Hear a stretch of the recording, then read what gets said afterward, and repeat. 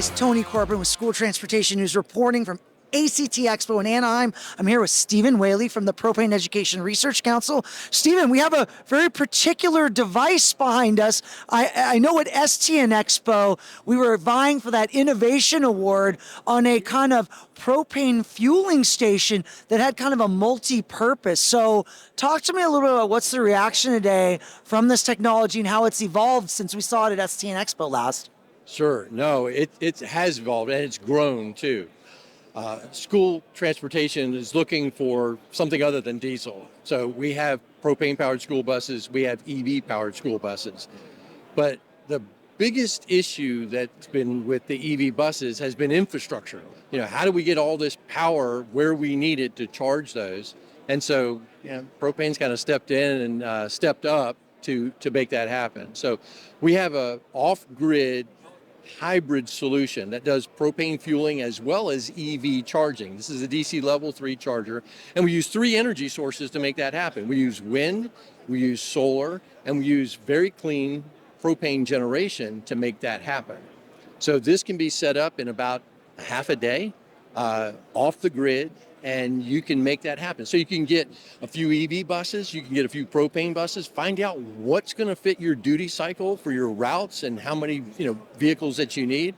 And we can take care of both of them right now. You can do it independently, just for propane, or you can do it just for EV, or you can do it for both of them. And we encourage people to do both of them because right now we have to find ways to get it off diesel. So having both EV and propane works together really well. Now, one of the major hangups that we hear about at this conference is, especially around EV, is I can't get infrastructure. It's taking forever. So the solution that you're displaying, it can really do both. So you can do a propane fueling system and an EV system, and you can just drop it on my site and it's ready to rock and roll? Yeah, it's totally off the grid. So you don't need any electricity. We can set this up in the middle of a cornfield, or we can set it up on top of a mountain or at the beach. It can go anywhere and set up.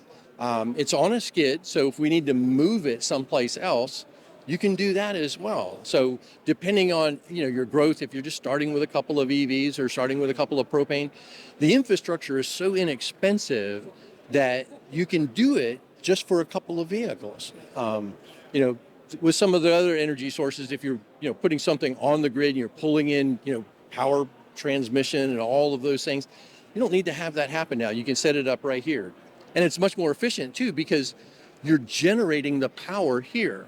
Instead of generating the power at a power plant that has to go through high transmission lines and all the way down, and we lose 65% of the efficiency of that power that's generated by the time it gets to the end location. All of the power that's generated here goes straight into the vehicle. So we don't lose any of that. And it's clean. It's not a mixture of non-renewables. But we're using wind, solar, and really clean propane to make that happen. Now, so I understand the way it works with the renewables is it feeds into a battery system. And then once that battery system reaches about 20%, then the propane generation kicks in and starts to provide the power. That's accurate? That's exactly what it is. We have the batteries, like for this one, we have 60 kilowatts, but we have 20 kilowatts, we have 30 kilowatts. We have 480 kilowatts, so it's very scalable, and you can string these together to make it happen.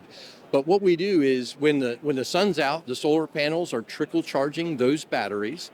When the wind is blowing, it's also trickle charging those batteries. And when the battery levels reach a lower level, the propane generator kicks on, charges those batteries back up, so you can keep charging vehicles day and night all over. Excellent. Super exciting technology here at ACT Expo in the PERC booth. We're so glad you're here, Stephen. Thanks a whole lot, Tony. We'll look forward to seeing you in Indianapolis here in a couple of weeks. Yeah, STN Expo is coming up soon. We're super excited. Green Bus Summit, too. Oh, yes. Thank you, Tony.